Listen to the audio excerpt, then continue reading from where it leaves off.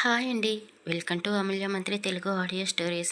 ఈరోజు మనం వినబోయే స్టోరీ రాధామురళి ప్రేమ కావ్యం పార్ట్ 1. ఈ స్టోరీలోకి వెళ్ళబోయే ముందు మన ఛానల్ని సబ్స్క్రైబ్ చేసుకోండి. అలాగే కథ నచ్చితే ప్లీజ్ లైక్ చేసి కామెంట్ చేయండి. ఇక కథలోకి వెళ్ళిపోదామా. ఒక ఊరిలో కాంతమ్మ అనే వాళ్ళ ఇంట్లో పెళ్లి వేడుకలు మొదలయ్యాయి. కాంతమ్మ గారు అని అందరూ ఆమెను మర్యాదగా పిలుస్తారు. కానీ కొందరు ఆమె అంటే నచ్చని వాళ్ళు ఆమెని చూస్తేనే కుళ్ళుకుంటారు. కానీ ఆమె ముందు పెదవి విప్పలేరు. ఒక గౌరవం, మర్యాద, భయం అన్నీ ఉంటాయి ఆమెని చూస్తే. ఆ ఊరిలో వాళ్ళకి కాంతమ్మ కనకమహాలక్ష్మి ఆశీర్వాదంతో పుట్టినట్టుంది. ఎప్పుడు కలకలలాడుతూ కనకమహాలక్ష్మి లాగానే తయారయ్యి ఉంటుంది. ఆ ఊరిని ఆమె మాటలతోనే వణికిస్తూ వ్యాపారాలన్నీ చూసుకుంటూ ఉంటుంది. ఆవిడకు చిన్న వయసులోనే పెళ్లి జరిగింది. పెళ్లి జరిగిన కొన్ని రోజులకే కొడుకు పుట్టాడు. చాలా ముద్దుగా బుద్దుగా కృష్ణయ్య రూపంతో ఎంతో కలగా కృష్ణాష్టమి రోజే పుట్టడంతో ఆ బాబుకి మురళి అని పేరు పెట్టుకుంది. వాడికి పాలతోనే స్నానం చేయించింది. పాల మీగడ, నెయ్యి, మనుషులు తినే అన్ని జంతువుల మాంసాలన్నిటినీ చిన్నప్పటి నుండే కొడుకుకు తినిపిస్తూ ఎంతో అల్లారు ముద్దుగా పెంచుకుంటూ ఉంది. వాడికి ఒక 5 సంవత్సరాలు వచ్చాయో లేవో భర్త నిద్రలోనే కళ్ళు మూశాడు. వీళ్ళకి తోడబుట్టిన వాళ్ళంటూ ఎవరూ లేరు. వీళ్లకు వందల ఎకరాలలోనే పొలాలు ఉన్నాయి. ఇంటికి మొగదిక్కు లేకపోయేసరికి దాయాదుల కన్ను ఆస్తి పైన పడింది. కానీ కాంతమ్మ భర్త చనిపోయిన తర్వాత ధైర్యాన్ని తెచ్చుకుంది.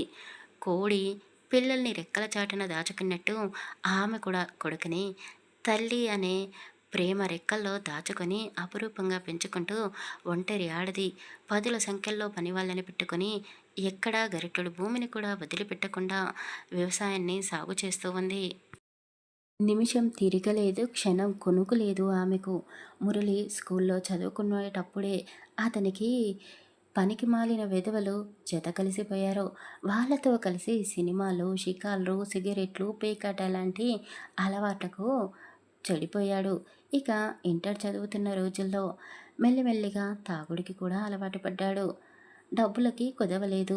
అతను 10 రూపాయలు అడిగితే వాళ్ళమ్మ 50 రూపాయలు ఇస్తుంది. వేలల్లో డబ్బులు ఖర్చు పెట్టేవాడు ఇప్పుడు లక్షల్లో ఖర్చు పెడుతున్నాడు. అంటే అతని ఇంటర్ అయిపోయింది అన్నమాట. పై చదువులు చదువుతున్నాడు. అతను అన్ని వ్యసనాలకు అలవాటు పడిపోయాడు. చదువుని అశ్రద్ధ చేస్తున్నాడు. ఏదో డబ్బులు పెట్టి అలా బార్డర్ మార్కులతో పాస్ అవుతూ వచ్చాడు. అప్పటి వరకు అమ్మాయిల జోలికి వెళ్ళని మురళికి ఒక అమ్మాయి పరిచయం అయింది. అతని బాడీని, అతని అందాన్ని, అతని హైటు, వెయిట్‌ని ఆమె కవులు వర్ణిస్తున్నట్టుగా వర్ణించి అతన్ని పొగడ్తలతోనే ముంచేసింది. ఆ అమ్మాయి అందగత్తె కాదు, అప్సరసత కాదు. కానీ ఆమె మాట్లాడే పద్ధతి, తీరు మురళికి బాగా నచ్చింది. ఆమెని బైక్‌పై ఎక్కించుకొని సినిమాలకు, షికార్లకు తిరిగేవాడు. షాపింగ్ చేయించాడు. అతని దగ్గర ఆమె తీసుకుంటున్న ప్రతి వస్తువులకు ముద్దులతో, హగ్గులతో తిరిగి రిటర్న్ ఇచ్చేది అతను. వయసుకు వచ్చాడు. కోరికలతో ఉన్నాడు. ఒక అమ్మాయి అలా మీద పడుతూ ఉంటే ఏ మగాడైనా ఊరుకుంటాడా? ముద్దులతో, హగ్గులతో ఆగకుండా మురళి ఆ అమ్మాయితో ఇంకా ముందుకు వెళ్ళిపోయాడు. ఆ సుఖానికి బాగా అలవాటు పడ్డ అతను ప్రతిరోజు ఆమెతో అదే పనిలో ఉన్నాడు. ఆమె వాళ్ళ ఊరికి వెళ్ళిపోయింది చదువు పూర్తి చేసుకొని. మురళి కూడా సైలెంట్ అయిపోయాడు. కానీ అతను డ్రింక్ చేసినప్పుడు ఆ అమ్మాయి పొందు కావాలనిపిస్తుంది అతనికి. అతని పరిస్థితి గురించి ఫ్రెండ్స్‌కి చెప్పడంతో వాళ్ళు డబ్బులు ఇచ్చి మురళికి నచ్చిన అమ్మాయిని వాడి దగ్గరికి పంపించేవాళ్ళు. చదువు పూర్తయింది కదా నాన్న, అమ్మ అలసిపోయింది. ఇక ఈ బరువు బాధ్యతలన్నీ నువ్వే చూసుకో తండ్రి అని కాంతమ్మ కొడుకుని ఒళ్ళో పడుకోబెట్టుకొని మరీ చెప్పింది. అబ్బా! అబ్బా! ఇప్పుడు ఈ తలనొప్పి నాకు అవసరమా అమ్మా? నువ్వు ఉన్నావు కదా, నువ్వే చూసుకో. ఇంకొన్ని రోజులు నన్ను ఎంజాయ్ చేయనివ్వమ్మా అని అతను అడిగేసరికి ఆ తల్లి కాదనలేకపోయింది. కొడుకు ప్రయోజకుడు కాకపోయినా పర్వాలేదు కానీ సంతోషంగా నా కళ్ళ ముందు ఉంటే చాలు అనుకునే తల్లి ఆమె. కూర్చొని తిన్నా తరగని ఆస్తి ఉంది 3 తరాల వరకి. ఇక కొడుకు పనిచేస్తే ఎంత, చేయకపోతే ఎంత? మురళి గురించి అందరూ చెవులు కొరుక్కోవడం మొదలుపెట్టేశారు. ఇవ్వలేనిదే నిప్పు రాదు కదా! అందరూ మురళిని గమనించడం మొదలుపెట్టారు. ఊరు బయటకు వెళ్ళి ఫ్రెండ్స్‌తో కలిసి నిజంగానే అతను సిగరెట్ తాగుతున్నాడు, మందు తాగుతున్నాడు, పేకాట ఆడుతున్నాడు, సిటీ నుండి నచ్చిన అమ్మాయిలని రప్పించుకుంటున్నాడు, గొడవలు పడుతున్నాడు. కాంతమ్మ గారి కొడుకు అని గౌరవంగా పిలిచే జనాలు ఇప్పుడు కాంతమ్మ కొడుకే అని వెటకారంగా మాట్లాడుకుంటున్నారు. ఇక వీడికి పెళ్లి జరిగినట్టే మనం చూసినట్టే. వీడికి ఎవరు పిల్లనిస్తారు అని ఊరి జనాలు అనుకోవడం మొదలుపెట్టేశారు. ఆ మాటలు కాంతమ్మ చెవి వరకు వచ్చేశాయి. ఆమెకి కూడా దిగులు చుట్టుకుంది. నిజంగానే ఆమె చేసిన అతి గారాబం వల్ల కొడుకు బాగా చెడిపోయాడు. ఇప్పుడు వీడిని దారిలోకి ఎలా తేవాలి అని ప్రతిరోజు పొలానికి రారా, వ్యాపారాలన్నీ చూసుకురారా, నాకు వయసు అయిపోతుంది అని ఆమె రోజు అతనికి చెప్పడం, అతను కాదు అని ఆమెను నిరాకరించడం రోజూ ఇదే జరుగుతూ ఉంది ఇంట్లో. కొడుకు గురించి దిగులు పట్టేసుకుంది కాంతమ్మకు. ఈ మధ్య ఆమె ఆరోగ్యం కూడా బాగుండటం లేదు. ఇంట్లో పరిస్థితి ఇలా ఉండడంతో వీళ్ళకి ఉన్న వ్యాపారాలలో రైస్ మిల్లులు, కోళ్ళ ఫారంలు, పాల వ్యాపారాలు, కూరగాయల మార్కెట్లు, ఆయిల్ మిల్లులు ఇలా అన్ని వ్యాపారాలు వ్యవసాయానికి సంబంధించినవన్నీ ఉన్నాయి. ఈ వ్యాపారాలతో పాటు వరి పంట, చెరుకు తోట, పత్తి చేను, కంది చేను, కొబ్బరి తోట, మామిడి తోట ఇలా ఎన్నో రకాల పంట పొలాలు కూడా ఉన్నాయి.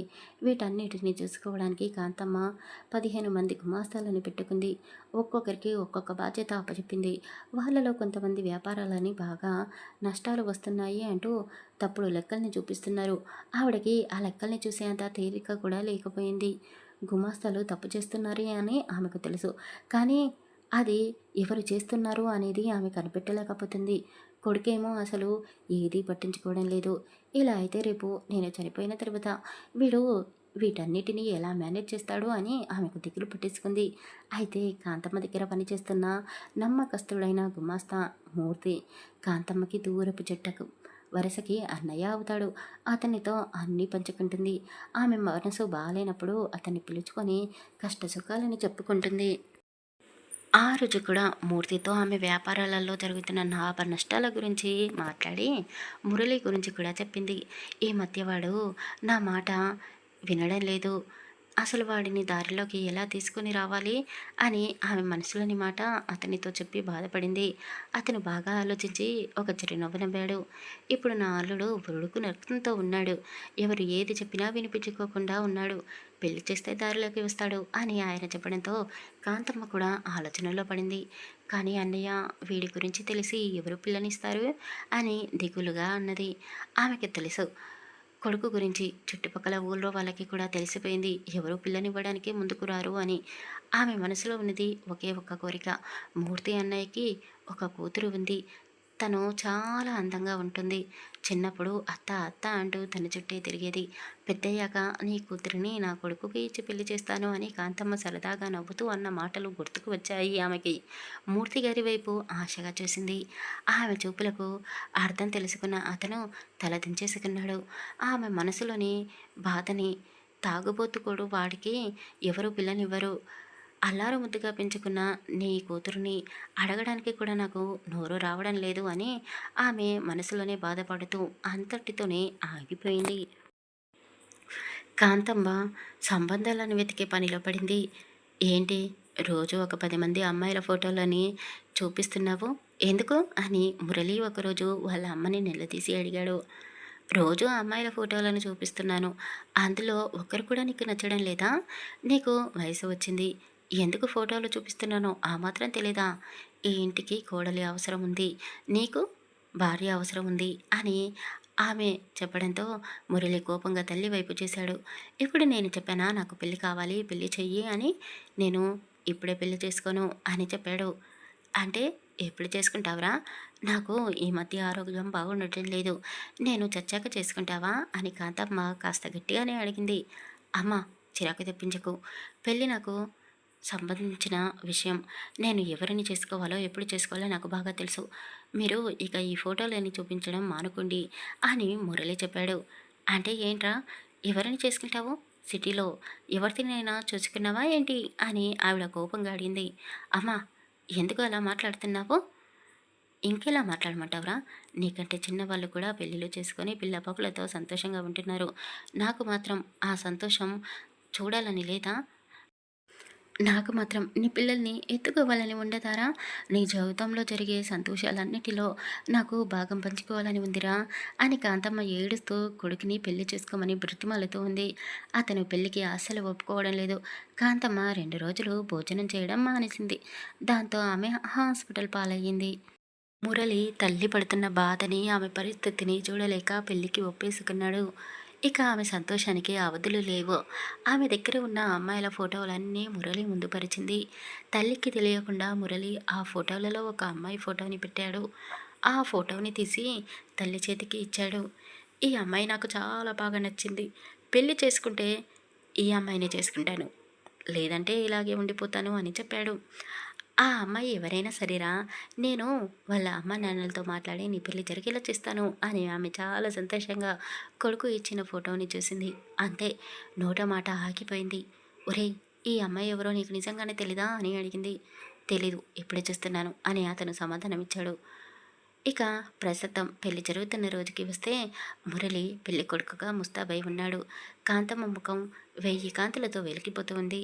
పెళ్లి కూతురు ఎంతో అందంగా ఉంది. అసలు చూడడానికి 2 కళ్ళు సరిపోవడం లేదు. మురళి పక్కన కూర్చున్న పెళ్లి కూతురిని చూసి వచ్చిన బంధువులు నోరెళ్ళబెట్టారు.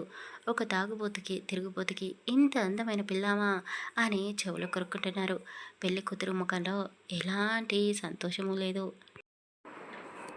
నిన్ను నేను దక్కించుకున్నానే అందని చందమామ అన్నట్టుగా మురళి పెళ్ళికూతురు వైపు చేశాడు. 3 ముళ్ళు వేసి నేను నిన్ను నా సొంతం చేసుకుంటున్నాను అంటూ ఆమె మెడలో తాళి కట్టాడు. కన్నీళ్ళు ఆవిరైపోయినట్టున్నాయి ఆ అమ్మాయికి. ఒక్క చుక్క కన్నీటి చుక్క కూడా తీయకుండా అతని కళ్ళలోకి చూస్తూ ఉంది. అతను గర్వపడుతున్నాడు. నిన్ను నేను గెలుచుకున్నాను అన్నట్టు. మురళికి పెళ్లి జరగడం బంధువులు, ఆ ఊరు జనాలు జీర్ణించుకోలేకపోతున్నారు. ఇక పెళ్లి భోజనాలు చేసి కడుపులో మంటని చల్లార్చుకోవడానికి చల్లచల్లగా ఐస్ క్రీమ్ తింటూ ఆ కళ్యాణ మండపాన్ని ఖాళీ చేసేశారు. ఇద్దరు పేర్లు చెప్పి లోపలికి రావాలి అని కొంతమంది కొత్త దంపతులను ఆట పట్టిస్తూ ఉన్నారు. నా పేరు మురళి, నా భార్య రాధతో కలిసి వచ్చాను అని అతను కాస్త గర్వంగానే చెప్పాడు. రాధ తలదించుకునే ఉంది. ఏంటి, పేరు చెప్పకుండా అలా రాయిలా నిలబడ్డావు? పేరు చెప్పమ్మా, లేదంటే లోపలికి రానివ్వము అని వాళ్ళు నవ్వుతూ అన్నారు. 5 నిమిషాలు, 10 నిమిషాలు, 20 నిమిషాల వరకు అలాగే ఉంది రాధ. చాలా మొండిది. అసలు కదలడం కూడా లేదు.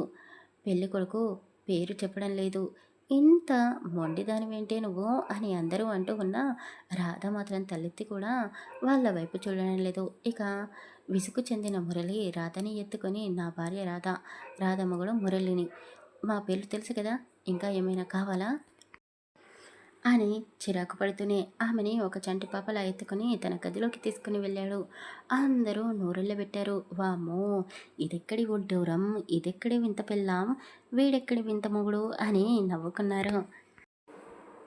రాధ ఎందుకు అలా ఉందో కాంతమ్మకు తెలుసు కాబట్టి ఆమె రాధ దగ్గరికి వెళ్ళింది. తల్లిని చూడగానే మురళి గదిలో నుండి బయటికి వెళ్ళిపోయాడు. కొద్దిసేపు కాంతమ్మ రాధతో మాట్లాడింది. పని ఆవిడ భోజనం తీసుకుని రావడంతో కాంతమ్మనే కలిపి కోడలికి ముద్దులు పెట్టింది. మీ ఇద్దరికి ఈరోజు కార్యం ఏర్పాటు చేశామమ్మా, పక్క గదిలో. నీకు తెలుసు ఏం చేయాలో, ఇక అంతా నీ చేతిలోనే ఉంది అని చెప్పేసి ఆవిడ ఆ గదిలో నుండి బయటికి వెళ్ళిపోయింది.